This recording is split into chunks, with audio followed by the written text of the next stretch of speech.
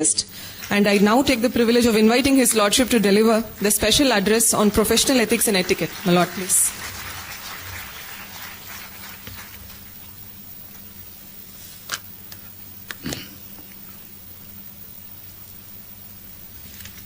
Very good evening to all of you.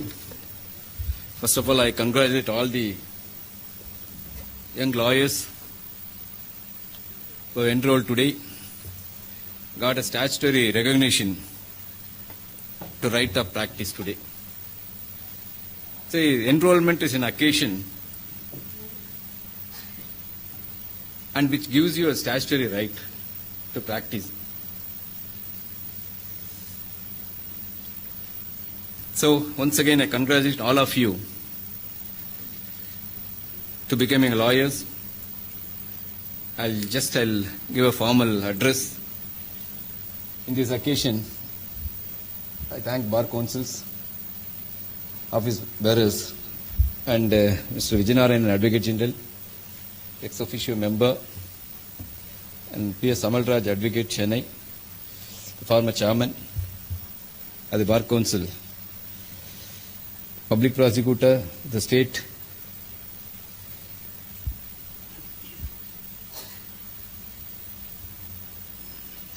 and other members, newly elected members of the Bar Council, senior advocates, former Vice Chairman of the Bar Council, Karthikeyan, and newly elected advocates Bharanidharan, Balamurugan, Michael Stanis Prabhu, Ayyavu Advocate Namakkal, V. Karthikeyan, and K. Kadiravan, Advocate Jinji, Vijayaraj, Advocate Chennai, Arulmurugan, Advocate Erode, K.R. Ayyappamani, Advocate Salem, R.C. Paul Kanagaraj, and Tamilvanan, Advocate, Giri Rajan, Advocate, K. Balu, Rajendra Kumar, Advocate, Thalaimutarasu, M. Velmurugan, Mohana Krishnan, R. Vijayalakshmi, and P. Savitri, L. Sumeti, A. Rajeshwari, and Prasanna.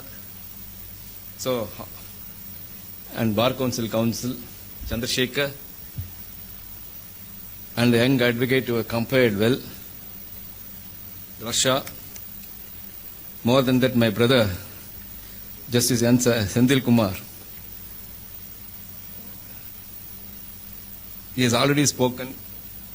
அவர் பேசின பிறகு நாங்க பேசுறது அவ்வளவு எடுப்படாதுன்னு நினைக்கிறேன். ஏன்னா கவிதையோட பேசி முடிச்சிட்டாரு.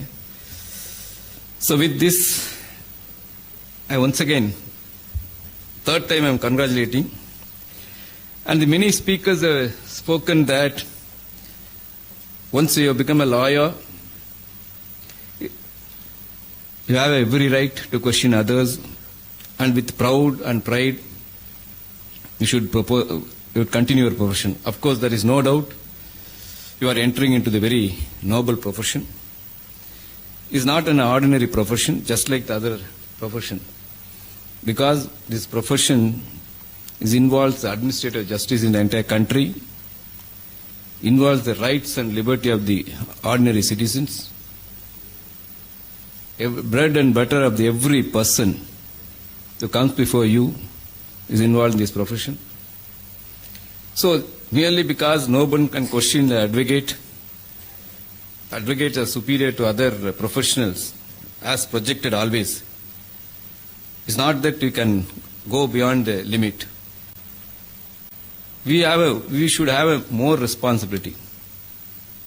Why the persons are choosing the advocates?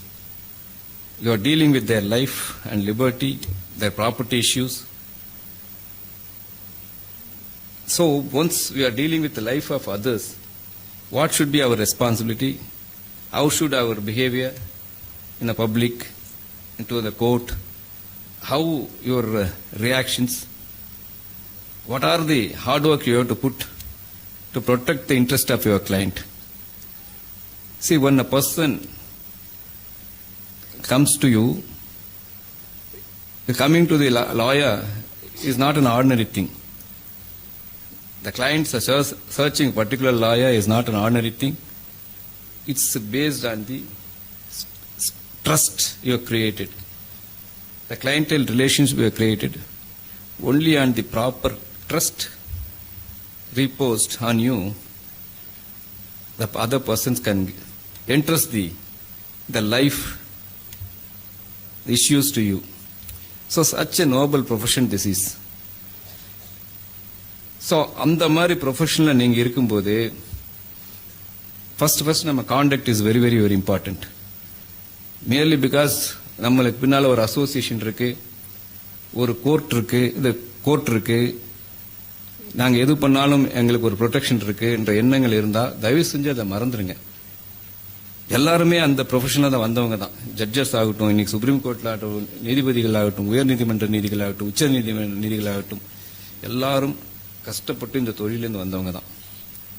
ஆனால் இந்த தொழில எங்களுக்கு ஒரு பேக்ரவுண்ட் இருக்கு, எங்க பின்னாலே சுத்தில ஒரு 100 பேர் இருக்காங்க, அசோசியேஷன் இருக்கு, நாங்க யார வேணா கேள்விக்கு கேட்போம், ரோட்ல தகராறு பண்ணுவோம், நோ பார்க்கிங்ல போனோம்னா தகராறு பண்ணுவோம். பிபி சொல்லும்போது 2 கொம்பு இருக்குன்னு சொன்னோன்னா 2 பலத்தமா கைத்தட்டது வந்ததுங்க. அப்படி சொல்லுங்கன்னு சொன்ன உடனே அவர் சொன்னாரு, அப்படி சொல்லும்போது பயங்கர பலத்தமா ஒரு கைத்தட்டு வந்தது. அந்த பலத்தமான கைத்தட்டல் வரும்போதே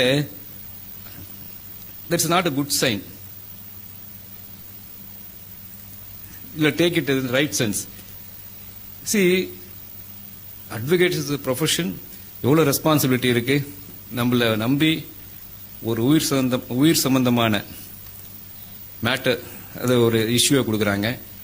ஒருத்தனுக்கு வாழ்க்கையே ஒரு ப்ராப்பர்ட்டி, அவனுடைய வீடு தான் அவனுடைய ப்ராப்பர்ட்டி, அவன் கடைசி அவனுக்கு அதுதான் சொத்து. அந்த சொத்தை நீங்க பாக்குறீங்க. நம்ம சரியான விதத்தில் அதை டீல் பண்ணலன்னா அடுத்த நிமிடம் அவன் தெருவில் இருப்பான். அதை பார்க்கணும். சரியான ஒரு கிரிமினல் கேஸ் நீங்க நடத்தலன்னா உங்க தவறுனால ஒரு நிமிஷம் ஏமாந்தானே அவன் ஆயுள் தண்டனை. சோ இந்த மாதிரி ஒரு ரெஸ்பான்சிபிலிட்டி இருக்கும்போது எப்படி இருக்கணும்? சோ அந்த மாதிரி தான் நாங்க பார்க்கணுமே தவிர, merely பிகாஸ் கிரவுட் இருக்கு, கூட்டம் இருக்கு, வக்கீல்கள் சங்கம் இருக்கு அப்படின்னு நினைச்சு யார வேணா நான் கேள்வி கேட்கலாம்னு நினைச்சா அல்டிமேட் லூசர் யாருன்னா கிளையண்ட்.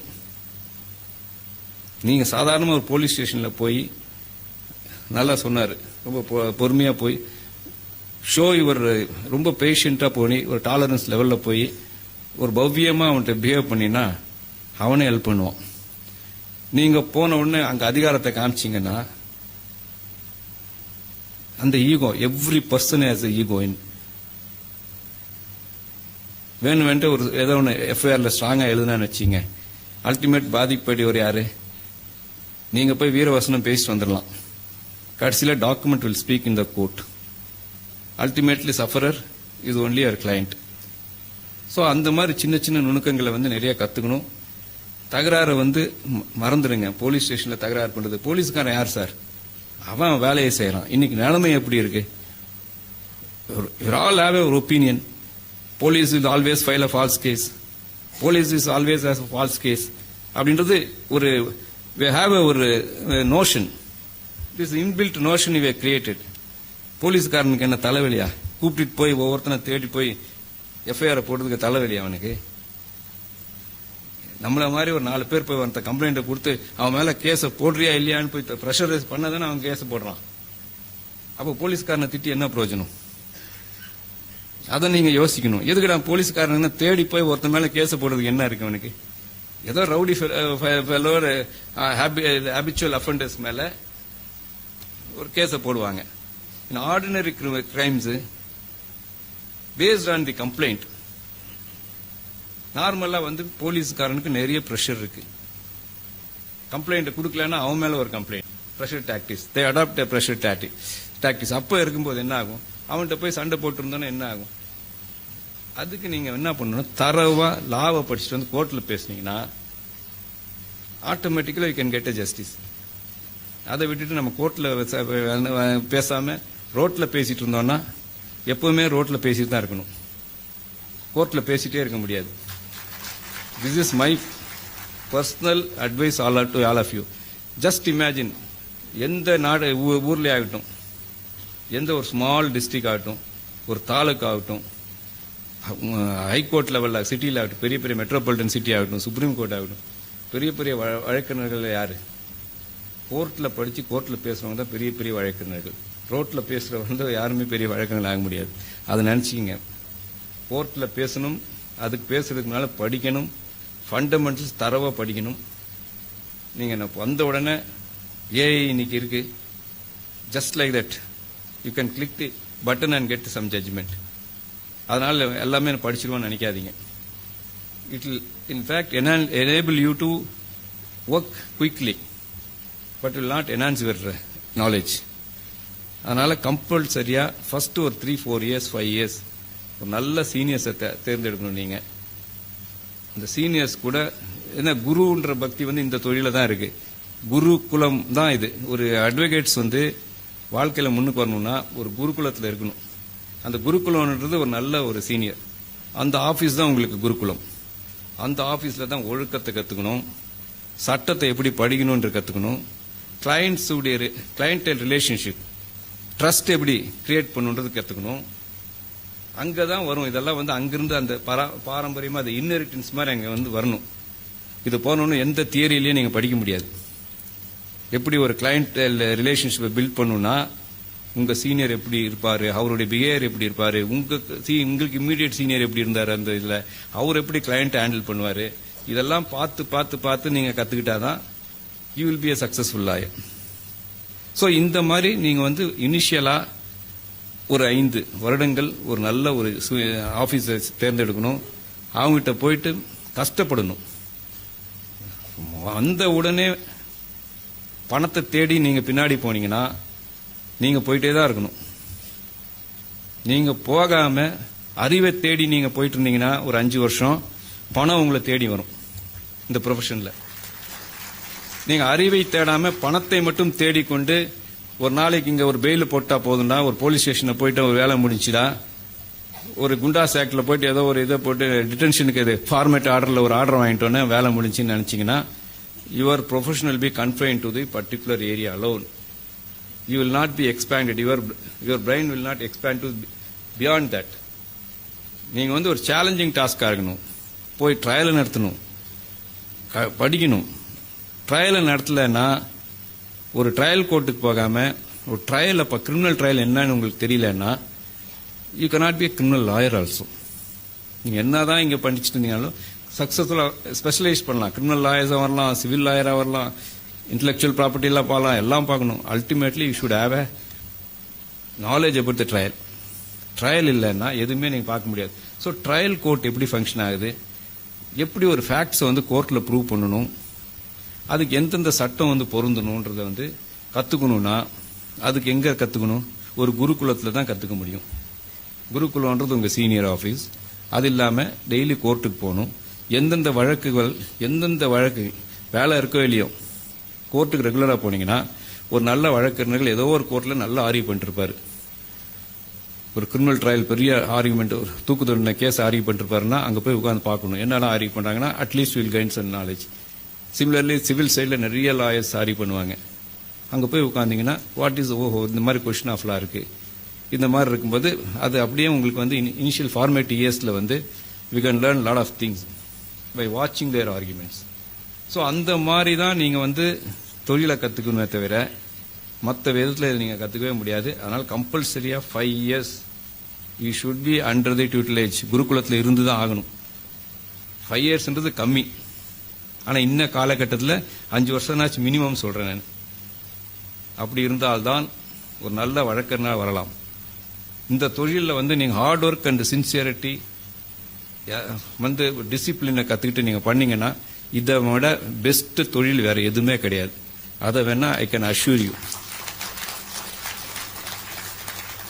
ஸோ அதை நீங்கள் பார்த்துக்கணும். And another aspect I'll request all the young lawyers. So you all come from the different background, from the diverse field, from various background. சமுதாயத்தில் வேரியஸ் எல்லா இடத்துலேருந்து வந்திருப்பீங்க. Everyone will have a different type of prejudices in your mind.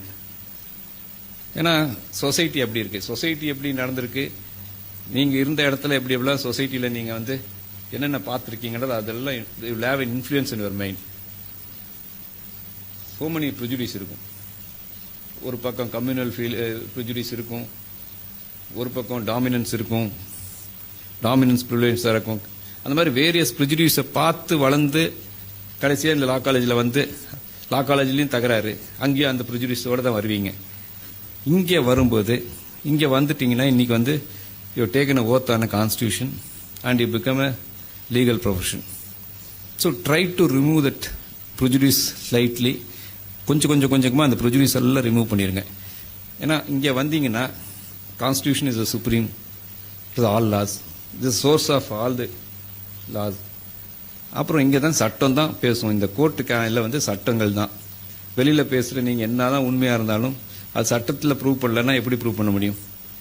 So how to prove the facts within the four corners of லான்றது first you will to analyse and you will to inculcate. Inculcation வந்து எங்கிருந்து வரும்? ஒரு senior கிட்ட இருந்தா கற்றுக்க முடியும். So இந்த மாதிரி ஹார்ட் ஒர்க் பண்ணீங்கன்னா தான் நீங்கள் வர முடியும். ஆனால் just like that copy cut and paste காப்பியை படிச்சுக்கிட்டு வெறும் ஹெட் நோட்டை படிச்சுக்கிட்டெல்லாம் படிச்சிங்கன்னா பண்ண முடியாது. You make it a point every day அட்லீஸ்ட் 1 or 2 ஜேர்னல்ஸ் கம்பல்சரியாக நீங்கள் படிக்கணும். ஜேர்னல்ஸ் வந்து 1 day 2 ஜட்ஜ்மெண்ட், ஒரு சுப்ரீம் கோர்ட் ஜட்ஜ்மெண்ட், ஒரு ஹைகோர்ட் ஜட்ஜ்மெண்ட், 2 ஃபீல்டில் நாச்சு. Suppose you're interested in criminal சைடுனா கிரிமினல் சைடில் இம்பார்ட்டன்ட் ஜட்ஜ்மெண்ட்ஸை படிச்சாகணும். அப்போ தான் உங்களுக்கு கொஞ்சம் நாலேஜ் கொஞ்சம் இம்ப்ரூவ் ஆகும். சிவில் சைடு அதே மாதிரி தான். சிவில் சைடுனா சிம்பிளாக சொல்ல முடியாது. ஒவ்வொரு வழக்குகளும் ஒரு மாதிரி இருக்கும். ஒரு வழக்கு வில்ல சேர்ந்ததாக இருக்கும், ஒரு வழக்கு செட்டில்மெண்ட் சார்ந்ததாக இருக்கும், ஒரு வழக்கு வேற மார்ட்கேஜாக இருக்கும். ஸோ இது என்ன difference? How to prove the will, how to prove the settlement? இல்லை ஒரு செட்டில்மெண்ட் டாக்குமெண்ட், ரிஜிஸ்டர்ட் டாக்குமெண்ட் வந்து செல்லாதுன்னு சொன்னால் என்னென்ன மாதிரி கிரவுண்டில் நீங்கள் எடுக்கணும், அப்படின்னா எப்படி கோர்ட்டில் அந்த மாதிரி வழக்கு நீங்கள் எடுக்கணுன்றதெல்லாம் ஃபண்டமெண்டல்ஸ்லாம் நிறைய கற்றுக்கிட்டா தான் சாதாரணமாக போக முடியும். இதை வந்து சாதாரணமாக ஹேண்டில் பண்ண முடியாது unless you know fundamentals. So இந்த மாதிரி வாஸ்ட் இது ஃபீல்டு. இது லான்றது வந்து ஸ்ட்ரைட் ஜாக்கெட் ஃபார்முலா இல்லை. போன உடனே நம்ம சொன்ன உடனே கோர்ட்டில் ஒரு ஆர்டர் வாங்கிடுவாங்க. எதுனால different, every case has one is different facts. ஒவ்வொரு கேஸும் வித்தியாசமாக இருக்கும். அந்த உடைய வழக்கினுடைய சார அம்சத்தை பார்த்து தான் தீர்ப்பு சொல்ல முடியுமே தவிர ஜென்ரலா இதுதான் 302 சுப்ரீம் கோர்ட்ல இப்படி சொல்லிட்டாங்க, இதுதான் 302 ஏதோ ஒரு ஜட்ஜ்மெண்ட்டை காமிச்சு இது என் கேஸுக்கு பொருந்தும் நீங்க சொல்லவே முடியாது. உங்க கேஸ்ல எப்படி நீங்க டிஸ்ப்ரூவ் பண்ணுன்றதான் பார்க்கணும். அதுக்கு என்ன பண்ணணும்னா படிப்பு தான், படிப்பு படிப்பு படிப்பு தான், ஹார்ட் ஒர்க் தான். நிறைய டைம் ஆகும். As I said, don't go for money, don't search for money at initial, search for knowledge. Okay, நீங்க வந்து பணத்தை இனிஷியல் ஸ்டேஜில் போயிட்டீங்கன்னா அப்புறம் பணத்தை தேடிட்டு தான் போயிட்டே தான் இருக்கணும். பணம் உங்களை தேடியே வராது. அறிவை தேடி முதல்ல போய் அறிவை கொஞ்சம் கத்துக்கிட்டீங்கன்னா பணம் உங்களை தேடி கட்டாயமா வரும். இதுதான் இது வந்து ப்ரூவன். இது வந்து யாருக்குமே எல்லாருக்கும் தெரிஞ்சது. இன்னைக்கு வந்து சக்சஸ்ஃபுல் லாயரா இருக்கிறவங்க எல்லாம் இந்த மெட்ராஸ் ஹைகோர்ட்லயும் சரி, சுப்ரீம் கோர்ட்லயும் சரி, சாதாரணமா கஷ்டப்பட்டு ஒரு கேஸுக்கு 50 ரூபாய், 25 ரூபாய், 10 ரூபாய் ஃபீஸை வாங்கிட்டு வந்தவங்க தான் இன்னைக்கு வந்து சீனியர் கவுன்சில் ஆகி இன்னைக்கு 5 லட்சம் ரூபாய் ஒரு ஃபீஸ் ஒரு கேஸ் வாங்குறாங்க. கூட அந்த அளவுக்கு வளர்ந்துருக்காங்கன்னா அவ்வளோ கஷ்டப்பட்டதுனால தான். அதுக்கு எவ்வளோ நாள் கஷ்டப்பட்டிருக்காங்கன்றது மட்டும் யோசிங்க. நல்ல சீனியருங்களை தேர்ந்தெடுங்க, கஷ்டப்படுங்க, ராங் இதுக்கே போகாதீங்க. தெர் இஸ் நோ ஷார்ட்கட் இந்த லீகல் ப்ரொஃபஷன். லீகல் ப்ரொஃபஷன்ல ஷார்ட்கட்டே கிடையாது. ஷார்ட்கட்ல போய் ஏதாவது சாதிக்கணும்னு நினைச்சீங்கன்னா will be only a futile exercise. So அதனால வந்து ஹார்ட் ஒர்க் பண்ணுங்க. You have chosen this profession. Nobody has invited you. You yourself voluntarily chosen this profession. Whatever the benefits and advantage and disadvantage, you will have to suffer for some time. You want to stand in this profession, you will have to suffer that advantage or disadvantage. Then only you will become very successful lawyer. So with this, once again, I congratulate all of you. Alla padinga. As they said, I wish you, some may become a judicial officers, judges of the High Court, even Supreme Court. Some may become a parliamentarian, a legislator. So there are very scope is there, and then one thing is assured. Every year, at least we require at least 100 judicial officers. That career is assured. We can select the judicial officers only from the lawyers. We cannot appoint the judicial officer from the other category. Judicial officers can be appointed only from the lawyers. யோசிச்சு பாருங்க எவ்வளோ பேர் இருக்காங்க 100 appointment 100 vacancy வரும் every year. எங்கே போய் search பண்ணுறது? Only among the lawyers தான். ஸோ இந்த ஆப்பர்ச்சுனிட்டி இருக்கு. So once you come in judicial officer also very good career, அது அஷ்யூர்ட் கேரியர்.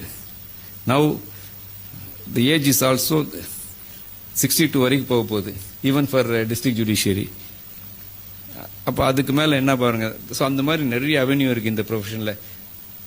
ப்ராசிக்யூட்டர்ஸாக வரலாம், ஏபிபி பர்மனன்ட் போஸ்டர்ஸாக வரலாம்.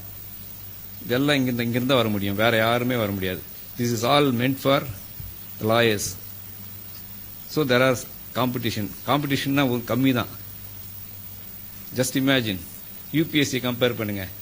100 ஐஏஎஸ்க்கு லட்சம் பேர் எக்ஸாம் எழுதுறான். 100 ஐஏஎஸ்க்கு லட்சம் பேர் எக்ஸாம் எழுதுறாங்க. ஆனால் இங்கே 100 முன்சிப் செலெக்ஷன் பண்ணணும்னா மேக்ஸிமம் எவ்வளோ எழுதுறாங்க? 6000 பேர் தான் எழுதுறான். You have seen because we are conducting the exams. அப்போ காம்படிஷன் எங்கே ஜாஸ்தி? Competition is only outside, not in the lawyers group. So அதில் you will have to excel and you can become a very successful. So once again I thank you all and congratulate. Thank you.